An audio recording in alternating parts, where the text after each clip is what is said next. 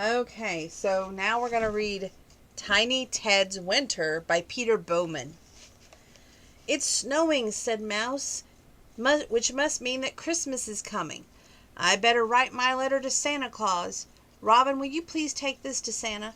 I'll write a letter, too. Now what would I like? Oh, no, I missed Robin. Never mind, I'll take it to Santa myself.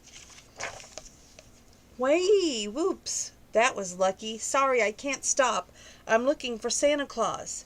Perhaps this is where he lives. I'll ask inside. Hello, I'm looking for Santa Claus. You just missed him, said a big bear. Oh dear, it's getting dark. I'd better hurry.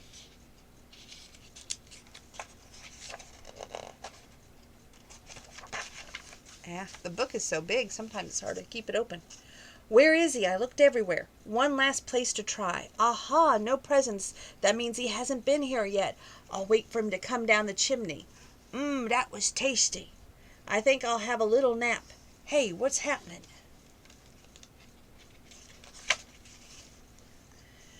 Oh no, don't put me in the rubbish. Phew, where am I? Oh dear, I've lost my letter. I won't get a present now. Hey, put me down. Where am I now? Christmas won't be the same without Tiny Ted, said Mouse. Now what did Santa bring me? Tiny Ted? I've got a present too, Tiny Ted. Santa must have got my letter after all. Isn't that cute? Okay, we're going to keep on going. This is Jolly Snow. Now, I'm not one for snow, but if you haven't noticed, the computer's not acting up tonight, so maybe it knows something we don't. I haven't been outside a little bit now, so unfortunately it may be snowing. It was cold and gray outside. Jolly Tall the giraffe had been gazing out the window for days. What are you waiting for? Asked Rabbit. I'm waiting for it to snow, said Jolly. It is winter, isn't it? It doesn't always snow in winter, said Rabbit. In fact, it hardly ever does, said Duck gloomily. I know where there's some snow, said Little Bear. It must be all left over from last winter. I'll get it for you. Without waiting to explain, Little Bear rushed out of the room. In a moment he came back again carrying a large glass bubble. Inside the bubble they could see a little house and a tree covered inside a tiny layer of white snowflakes. Is that all snow does? Asked Jolly, staring into the bubble. Does it just lie around making things winter than usual? Of course not, said Little Bear. That wouldn't be any fun. You can make it into balls and throw it. Or slide on it, said Zebra as she joined the others. And jump into heaps of it, said Rabbit, and make footprints. You can build things with it too, said Duck. Goodness, said Jolly, there doesn't look like there's enough of that for this bubble. Holding the glass bubble tightly, Little Bear jumped up and down. A flurry of snowflakes leaped from the tiny house and tree and rushed around inside the glass. Look at it now, he squeaked. There's still not enough to make a snowball, said Jolly. And anyway, you can't get it out, said Duck. Wait a minute, said Zebra. I know where there's lots of snow.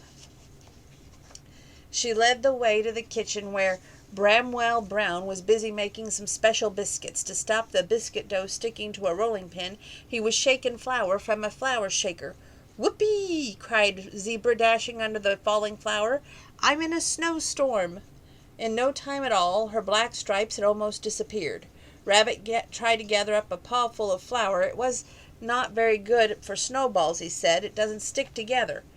But it's perfect for dough balls, cried Little Bear, rolling up a piece of dough and throwing it at Rabbit. The dough ball stuck to the rabbit's bottom and looked like an extra tail. This flour snow doesn't come off, said Zebra, jumping up and down and trying to shake herself clean.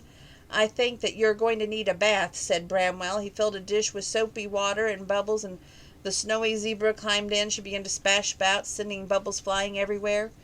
It's coming off. It's still not coming off, she grumbled. It's just getting stickier and stickier. Flour and water makes a glue, said Duck. You'll probably have to stay white forever. No, you won't, said Bramwell kindly. We'll get you clean. All the scrubbing and splashing made even more bubbles. Snow bubbles, cried Little Bear, jumping up and down, popping them with his paws. Hurry up, Zebra. We don't want you to use your bath as a snow machine. And after lots of rubbing and scrubbing, Zebra's stripes at last reappeared.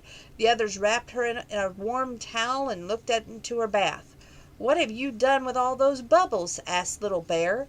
Bubbles never last, said Duck, and anyway, they would have made her very wet, sloppy snow.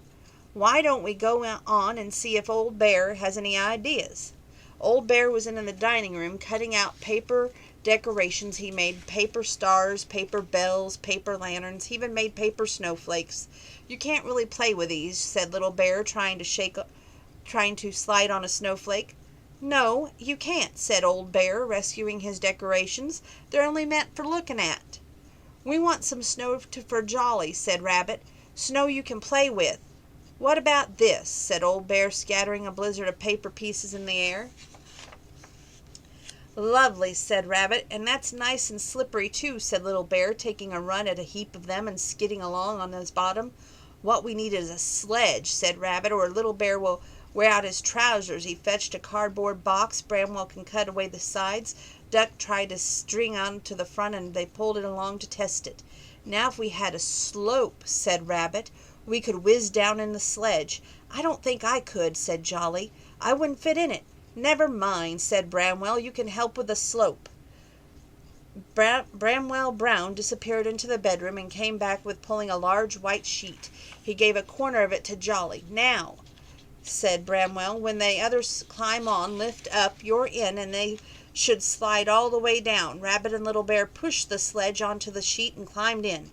There's only room for two, said Rabbit. Don't worry, said Zebra. I'll slide on my tummy. As soon as they were ready, Little Bear called to Jolly, 1, 2, 3, go. Jolly and Bramwell lifted the end of their sheet. Nothing happened. Wobble it a bit, called Rabbit. We seem to be stuck. Jolly and Bramwell shook their sheet as hard as they could, and suddenly the toys found themselves sliding very fast so that the other end... Look out, cried Little Bear as the sledge whizzed off the sheet across the room and crashed into the wall on the other side. I think we need a softer landing, said Rabbit, floating up his flattened fur and helping Little Bear up to his feet. He piled up a heap of cushions against the wall, and all three toys bravely climbed back onto the sheet. Ready, steady, go, they called to Jolly. Up the sheet, down the toys went straight into the heap of cushions. As they landed, clouds of feathers puffed out a little hole in one of the cushions and filled the room. Look, it's feather snow, cried Little Bear, making a hole bigger with his paw and jumping on the cushion to make it more feather escape. Very soon all the little toys were jumping their feathers, and they rolled them and the creeps through them and piled them in heaps. Is this like snow? Asked Jolly. It's better, said Little Bear. It doesn't melt and it doesn't make you cold. Let's put some round the windows, suggested Rabbit. Then it will look like real snow is settled there.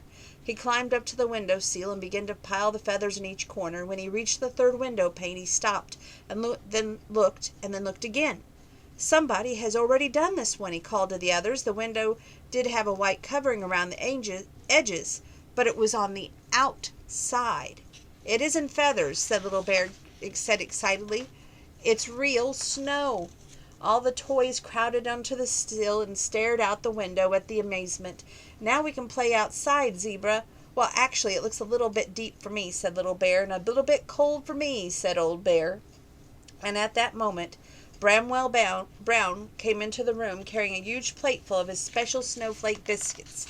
I think what you need is some of my snow, he said.